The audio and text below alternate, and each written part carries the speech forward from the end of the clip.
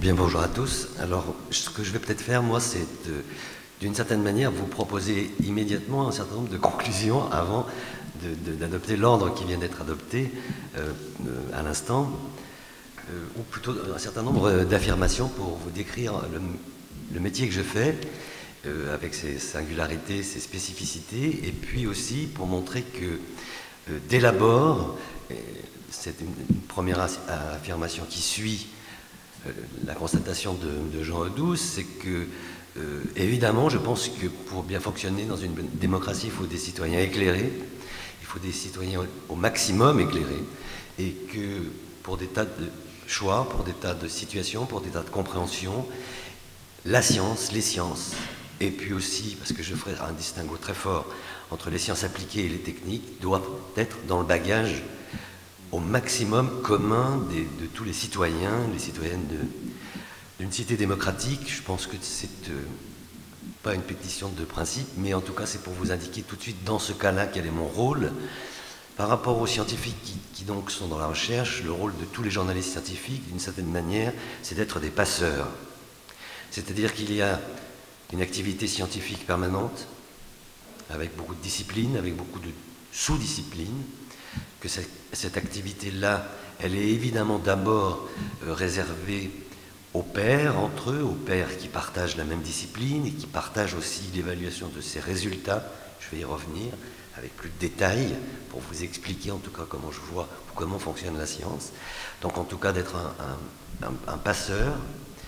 Et il y a aussi une autre caractéristique que je vous donne tout de suite pour ce qui fait le spécifique de la majorité des journalistes scientifiques, c'est qu'on est militant d'une certaine manière, alors je le dis avec beaucoup de guillemets, mais on est militant de notre spécialité. C'est-à-dire que j'ai jamais vu, même s'il y a des critiques de théâtre qui sont absolument passionnés, ils sont jamais dans une position, sauf à des moments quand il y a des réductions de budget, mais en train d'être dans une revendication permanente pour qu'on parle plus, parce que ça urge, du théâtre.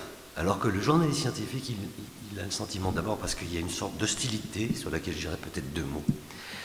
Aussi bien dans la presse écrite, a fortiori à la télévision, pour ce qui est des sciences, à mon sens, le premier terme, c'est exactement le néant. Et par chance, je travaille pour une radio qui, elle, mais France Inter aussi, puisque France Inter a un rendez-vous de sciences tous les jours à 14h, et sur France Culture, il y a un rendez-vous de sciences pour 1 heure tous les jours à 14h. Et c'est moi qui ouvre les hostilités le lundi et qui se poursuit jusqu'au vendredi avec l'émission de Michel Alberganti sur les débats. Donc, encore une fois, on est dans le sentiment qu'on est journaliste scientifique un peu face à une forteresse assiégée, quoi, ou qu'on est en retard parce que ça va vite et qu'il faut informer. Et puis, en plus, et c'est peut-être... En tout cas, moi, ma première réaction, c'est parce qu'on est persuadés, les journalistes scientifiques, tous, que c'est parmi les beautés du monde, il y a la compréhension du monde, et il y a la compréhension détaillée venue par l'investigation permanente posée au questionnement scientifique. Donc on est des amateurs de science, en plus que d'être des militants de science. Alors, ce que je voudrais faire dans un premier temps, c'est de faire un petit descriptif. Et puis après, j'aborderai 2 points. J'essaierai d'être très rapide pour qu'on puisse venir après à notre débat pour respecter le temps. La première, c'est la suivante, c'est que je suis persuadé, on n'est pas tout à fait d'accord, hein, en parlant hier, il y avait déjà quelques petites nuances. Mais en tout cas, moi, je suis persuadé qu'il y a un départ, une différence extrêmement forte entre les disciplines, on va dire les disciplines pour les appeler de façon simple, académiques ou théoriques, ou qui sont des disciplines en tout cas où jamais, bien sûr, ne se pose la question de l'application. Et là, on peut évidemment penser aux mathématiques, on peut penser à la physique théorique, on peut aussi penser à la physique expérimentale dans de très très nombreux cas, presque massivement pour la physique expérimentale. On peut penser aussi pour les sciences de la Terre, on peut penser pour une grosse partie des sciences descriptives des sciences de la nature, on peut penser à la classification des sciences, à la classification des êtres vivants, on peut penser à la philotaxie, ainsi de suite. Il y a des disciplines donc qui sont très loin de l'application. On peut trouver immédiatement des contre-exemples, et les contre-exemples cruels, je vous en donne deux très rapidement, enfin un cruel et un autre extrêmement positif. Les mathématiques, effectivement, souverainement en train de démontrer des théorèmes ou d'arriver à effondrer des conjectures, comme ils disent, les mathématiciens, c'est-à-dire des énigmes durent longtemps et qu'on arrive à percer, c'est plutôt ce travail-là. Mais il se trouve que, malheureusement, moi je le déplore, avec l'informatique théorique, avec le pouvoir des algorithmes ultra rapides, et le fait que le chant des sirènes, de la captation des milieux financiers, ont réussi à faire venir des mathématiciens jeunes très doués, on s'est retrouvé avec des algorithmes financiers qui, pour moi, sont, je le dis comme je le vois, dans beaucoup de cas, une dévaluation de l'un de blesse des mathématiques. Il y a un exemple tout à fait positif, en revanche, venu directement là, et sans souci d'application, de la physique atomique, cette fois, c'est quelque chose que tout le monde connaît, évidemment, et qui est de l'imagerie par résonance magnétique nucléaire. On utilise ce qui se passe avec le petit moment magnétique à l'intérieur des atomes pour donner ces images qui permettent de faire des diagnostics non invasifs absolument magnifiques, et aussi des investigations en neurobiologie pour comprendre comment fonctionne mieux notre cerveau. Et puis si je veux, pour me faire comprendre, avancer dans cette espèce de départ que je fais entre sciences appliquées et sciences pures, ou purement cognitives, il y a la chimie qui très vite, elle, a arrêté simplement d'être une chimie, ce qu'on appelle une chimie analytique, comme à l'époque de Lavoisier, où on regardait comment était foutue l'eau, quels étaient les composants de l'eau, pour devenir une chimie totalement créatrice de corps tout à fait nouveaux, c'est-à-dire la chimie de synthèse. Il y a à peu près 400 000 corps nouveaux en chimie de synthèse qui sortent par an. Pour montrer là aussi qu'il y a une sorte de vigilance, petite pierre d'attente que je mets là, il y a un comité européen qui oblige maintenant, c'est assez récent, c'est une vraie police de ces corps de synthèse nouveaux. Il y a une commission européenne qui oblige les industriels, c'est-à-dire ceux qui les produisent, à donner la fiche d'identité complète des nouveaux produits de synthèse, et en particulier pour ce qu'on peut savoir de leurs propriétés négatives ou leurs dangers. En tout cas, déjà là, on est dans la science appliquée, immédiatement. Il suffit de regarder même les revues chimiques professionnelles, l'investigation purement d'analyse chimique, existe encore pour, quand on regarde certaines plantes, certains produits certains produits que synthétisent les animaux. Là, on regarde de quoi sont composés les corps chimiques, mais encore une fois, c'est la synthèse. Avec la biologie, j'ai l'impression que pour partie, je ne peux pas m'étendre, ça demanderait beaucoup de détails, que, en tout cas avec la génétique, sur certains aspects, il y a de plus en plus le rapport où la science s'applique de façon plus durcie et plus rapide, parce que, bien sûr, je ne vous apprends rien, à la clé, il y a la possibilité de thérapeutique, de soins. Eh bien, cette biologie-là a immédiatement un parcours entre la découverte, appelons-la fondamentale un instant, et l'application, qui devient quasiment instantané. Voire même, de plus en plus, où on fait ce qu'on appelle de la recherche finalisée, c'est-à-dire qu'on a besoin de telle et telle chose, et qu'on investigue dans la nature pour essayer de trouver la molécule qui va bien ou le produit qui va bien. Donc, en tout cas, il y a donc ce premier découpage. Moi, je peux me situer par rapport à ça. Mon travail, et qui de toute façon trouve une résonance sur l'ensemble des 5 émissions de la chaîne de France Culture, et plutôt, c'est pour ça que je suis un passeur, plutôt vers la science fondamentale. Et moi, mon grand goût, c'est de parler des sciences comme elles se développent, ce qu'on y apprend, ainsi de suite. À l'autre bout de la chaîne, c'est Michel Alberganti qui, lui, en plus vient du Monde, qui dirigeait le service du Monde, le desk science, comme on dit au Monde, et qui fait une émission de débat, lui, où la science fait problème, où la science est en débat. Alors, pour aller vite, encore une fois, je vais prendre 2 problèmes auxquels on a été confrontés, alors là on a été tous mouillés,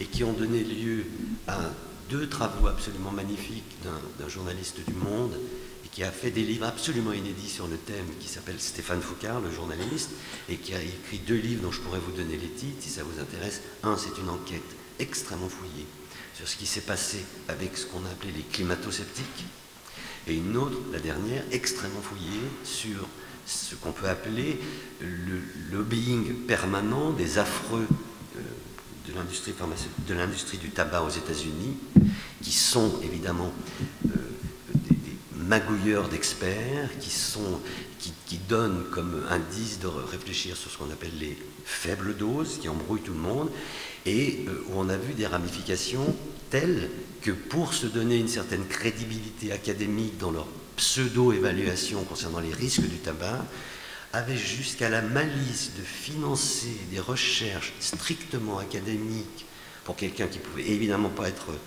soupçonné de vilainie, comme Jean-Pierre Changeux, qui avait des subsides venant de Reynolds Tobacco pour poursuivre sur l'acétylcholine, qui est un connecteur du cerveau, ces recherches académiques. Vous voyez déjà, vous avez peut-être entendu parler de cette affaire. Elle est considérable.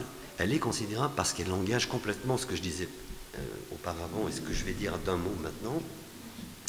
Et donc, deuxième affaire, les climato-sceptiques, où on retrouve les mêmes totaux avec les mêmes alliances, mais cette fois, ce sont les industriels du tabac qui sont bien sûr avec les pétroliers et quelques autres et qui disent, bien évidemment, le réchauffement climatique d'origine humaine est faux.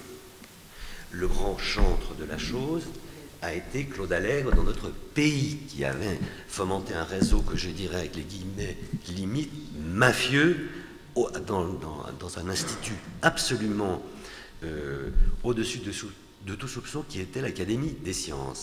Bon, alors, petit retour rapide sur le statut de la vérité dans les sciences. Jusqu'ici, autre particularité des journalistes scientifiques, on a une conduite et une règle déontologique qui est la suivante. On ne peut prendre en notre croyance et jouer le passeur des informations nouvelles que si les résultats scientifiques ont été donnés dans des revues à référer. C'est-à-dire, un scientifique a un résultat d'expérience, il veut être publié dans une revue. Son article arrive dans la revue soumet à des pairs qui sont dans le même domaine de recherche son article. S'il est accepté, il est publié. Et pour nous, à partir de là, voilà une connaissance validée par les pairs. C'est la meilleure règle qu'ont inventé les hommes jusqu'ici pour éviter les faussaires.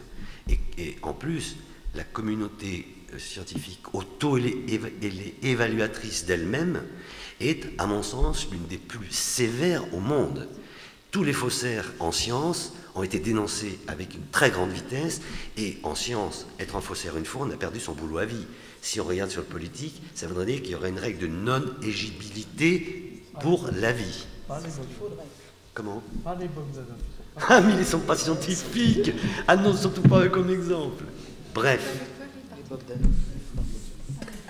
Là, on est en faute. Alors,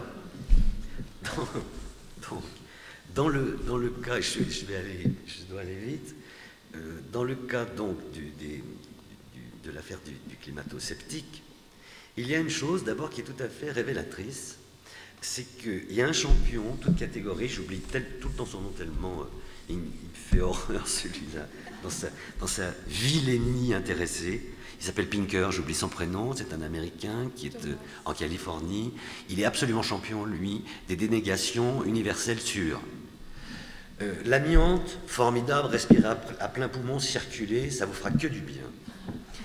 Alors évidemment, sur le réchauffement climatique, quoi ça, mais non, c'est tout juste. Regardez le Groenland, bientôt on va aller faire...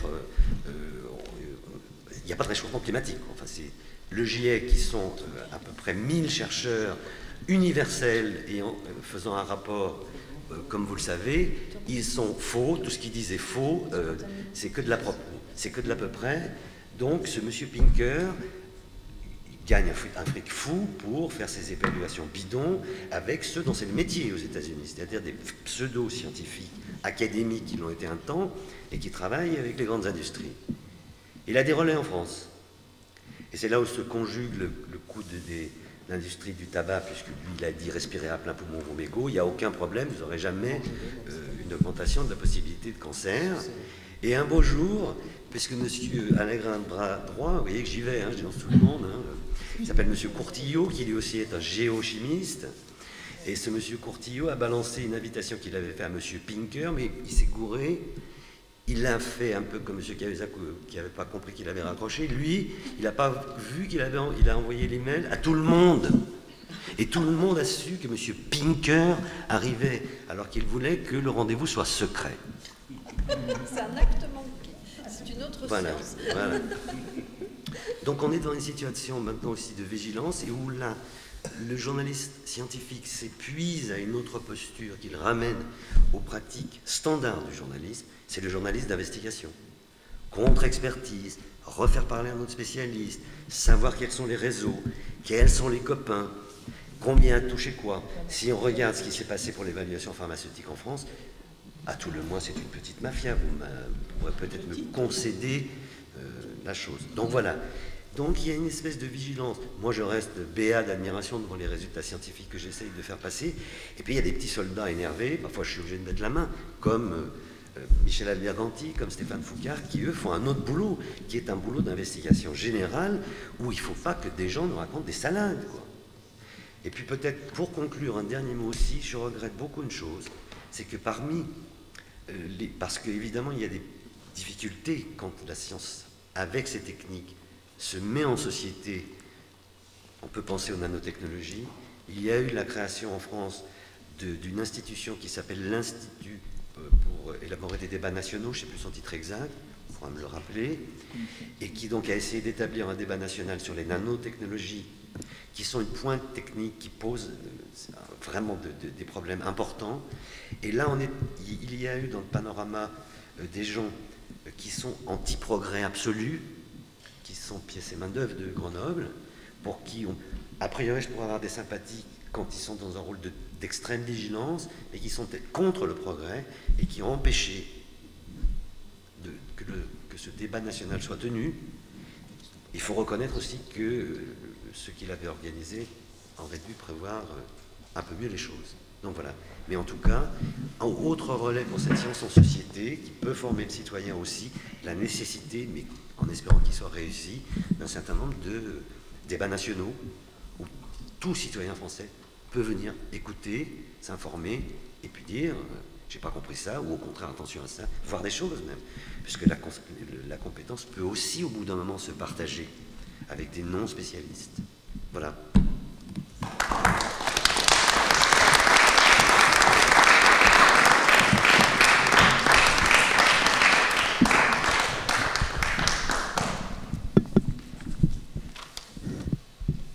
Dernière question à se poser, quelle peut être la place du droit, voire de la science politique, sur cette réflexion de la relation la connaissance pour voter et, disons, des controverses scientifiques.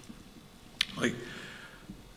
Peut-être dire que si on est ici dans une Bastide, qui est une œuvre architecturale et de certaines techniques urbaines, on est aussi dans un lieu qui est né après une histoire bien précise et qui est aussi le résultat de cette histoire et de changements de mode de vie et d'une culture.